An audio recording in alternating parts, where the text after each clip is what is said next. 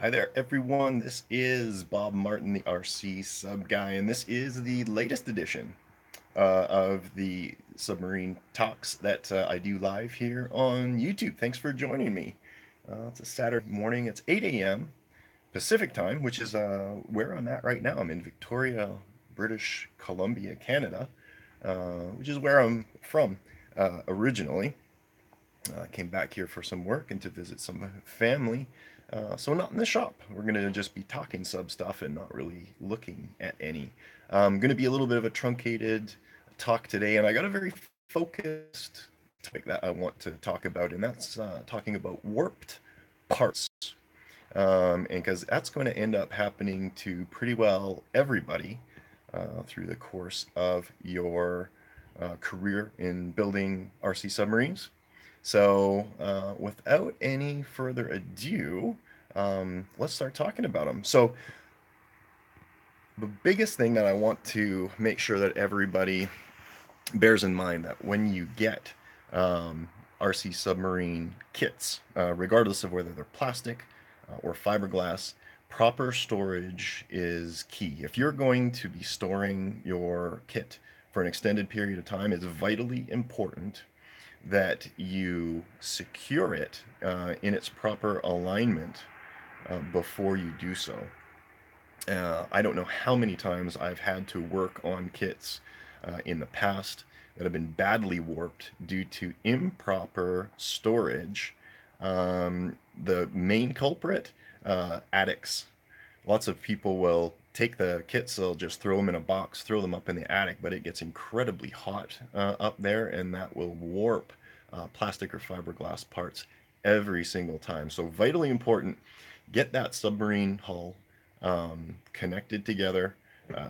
Make sure you shrink wrap it, tape it, whatever you need to do to keep that alignment perfectly while it's in storage. If you don't, you're going to end up with a lot of work down the road, if not a hull that's been warped to the point where it's not usable anymore. So that's storage, talking about storage of your submarine.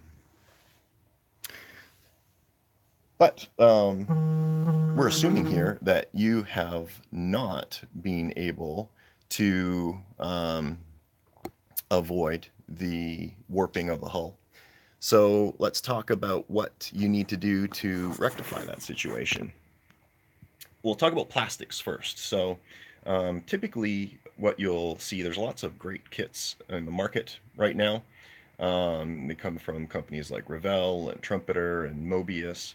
And they are very well suited to RC conversion. And I offer a few of those in the starter kits in that section of my website.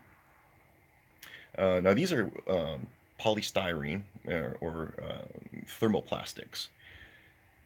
The good news is they are very easy to rectify warps with. And there's two methodologies that you're going to utilize to do just that.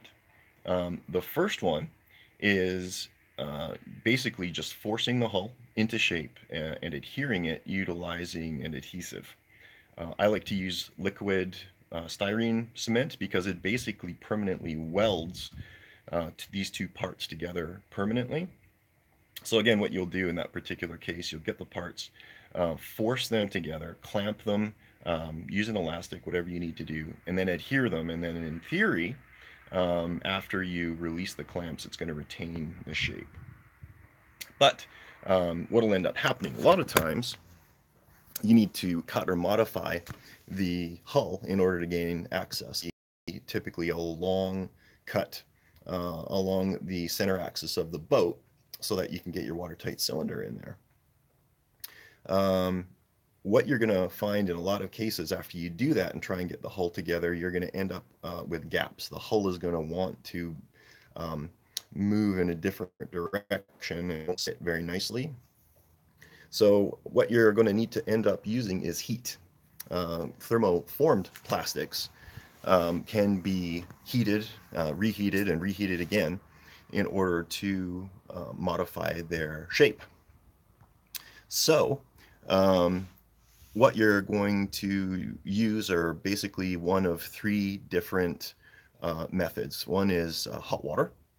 and you're going to aim for a temperature of about 200 degrees Fahrenheit. Typically, these polystyrenes are going to start to deform between 175 and 195 degrees Fahrenheit. So boiling water will work quite well for small parts. For larger parts, and also to control the temperature really well, you're going to utilize your oven. You can set the temperature at 200 degrees, put the parts in there, allow them to soften, and then when you bring them out, they will, after they've cooled, retain the new shape. So again, it's very important. Clamp the parts in the correct alignment and heat them up, allow them to cool. Now, unfortunately, a lot of the hull kits out there are too large to fit into an oven, and what you're going to need to utilize in that situation is either a blow dryer, which does work, takes a lot of time and doesn't get exceptionally hot, or a heat gun. And those are available really cheap from hobby stores or automotive supply stores. Again, you're going to want to heat the hull up to about 200 degrees Fahrenheit, but you can't really gauge that with a heat gun. Um, Broad strokes, never focusing on one area of the hull, is very easy to overdo it and end up having the hull sag after it gets hot. Obviously, not a good situation to have a deformed hull, so broad strokes, do not focus in one area for any extended length of time. Always err on the side of caution. If you think you've got it, stop, let it cool, separate the parts, see if they still spread. If so, redo it over again. So fortunately, like I said, plastic parts take very well to the application of heat to straighten them out. And you can practice. Utilize the sprue from those kits. Um, just practice getting them hot, getting them up to temperature, and seeing what they do when they cool down. So, all that said, we're going to get into the more like professional grade kits out there. And for larger kits, they're almost invariably manufactured from fiberglass, with the detail pieces constructed from resin.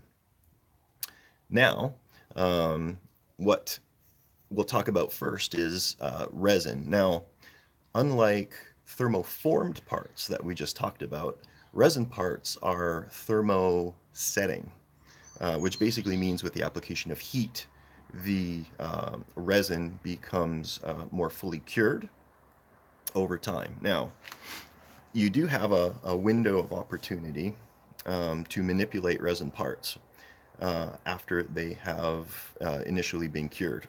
But you can only do it about one or two times, because once that internal temperature reaches about 165 Fahrenheit, I think, the molecular makeup inside basically fuses together, and from that point forward, any additional applications of heat just make the part more brittle. And you certainly do not want that. So you do have a narrow window of opportunity, particularly if it's a freshly cast part, to heat it up, manipulate it, and get it back into shape. If you receive a warped resin part, certainly it's highly likely the first time you apply heat to it, it will be able to be manipulated. But do not do so more than maybe once or twice, because after that, it's basically going to be locked in place, and further application of heat is just going to burn it and make a very brittle part. So that takes care of the resin parts, the detail parts, the control surfaces of your boat. Now, what about the hull itself? And this is the most typical thing that you'll see, because we're talking about really, really large, castings out of a mold. The high quality kit manufacturers will basically not demold a part for about 3 days. They'll allow it to cure slowly over a long period of time in a heated environment. And what that'll do is it will make sure that all of the resin is fully cured before it is demolded, and it'll help eliminate the propensity for that hull to warp after it has been taken out. Um, so really, what is fiberglass? For those of you who don't know, it's a composite material made up of two different things. You've got a resin and you've got a fiber.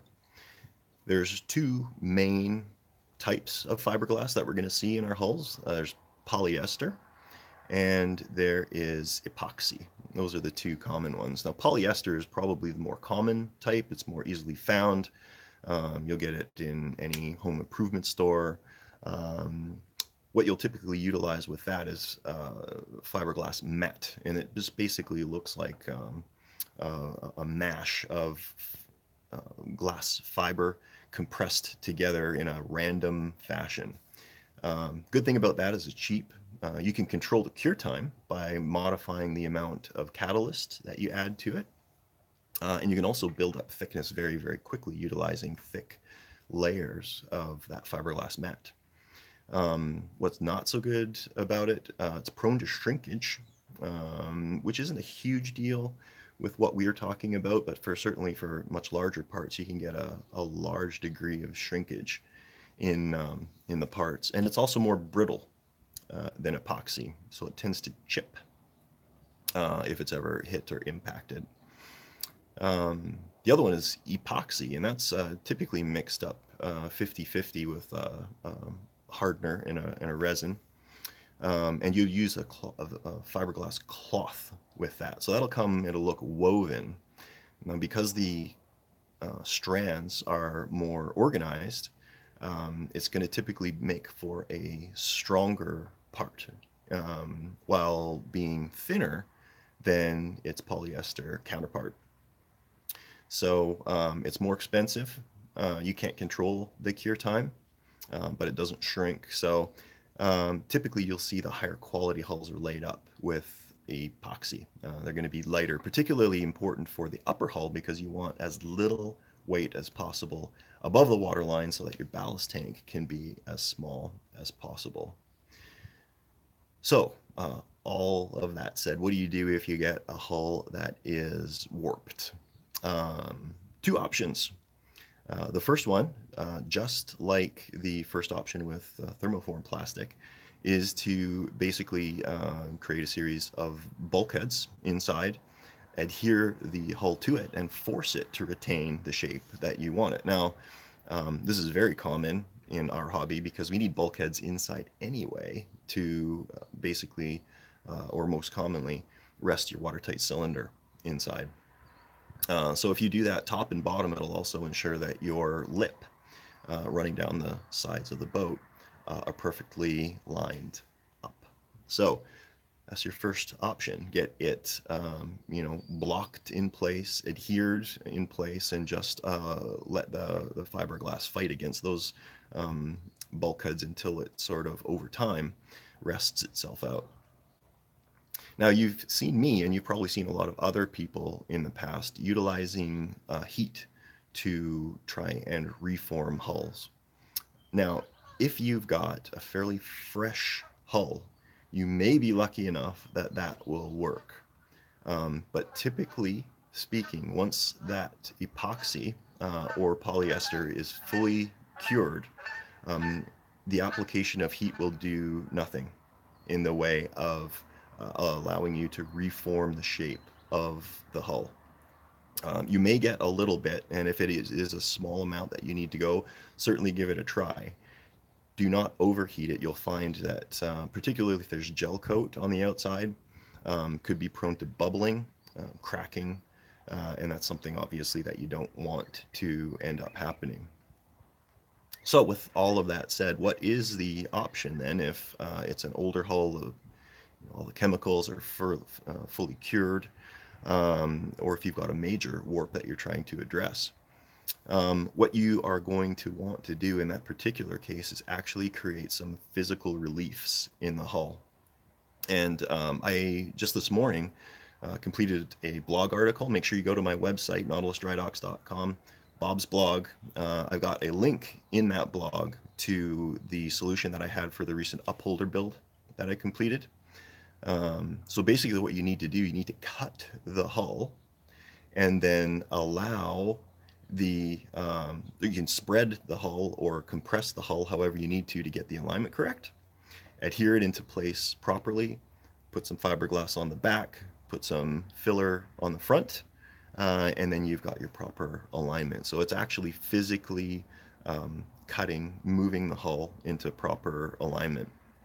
And that's really the best option that you're going to be going for, or any combination of the previous methods that I mentioned as well. So that's pretty well it. Warping is going to happen pretty well regardless of which kit you get. It's going to happen to some degree or another. The more professional kits are going to be less prone to it. The cheaper ones that you're going to end up getting, typically, especially if you're talking polyester and they're just cranking hulls out, left, right, and center, they'll pull them out pretty green. And as they cure, they're going to move, which is not a good thing. So just bear in mind, you get what you pay for typically. You may end up paying more for a hull, for example, than you would from another manufacturer, but odds are good that they took the time to do the job properly.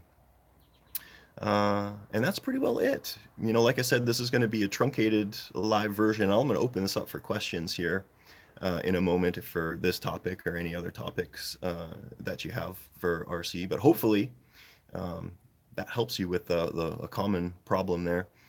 Again, just be sure you check out my blog site. I've got that article up there as well as a lot of other how-to articles that'll probably help you in your RC submarine journey. So that said, it looks like there's about 11 of you out there. If you have any questions or comments that you would like me to address, now is the time.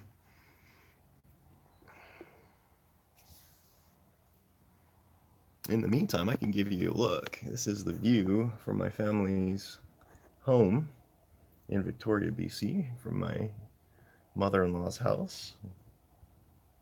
It's Victoria, British Columbia, straight ahead, across the bay. We're in a little town called Colwood right now.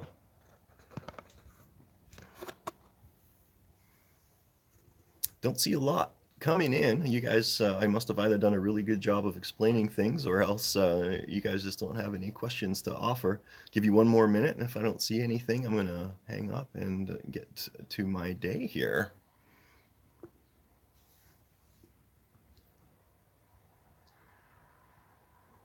I did bring a project with me for a static Nautilus build-up. I've been working on the salon insert for the inside, so hopefully by the time I get back, that will all be done. Just a note as well, and actually a couple of things.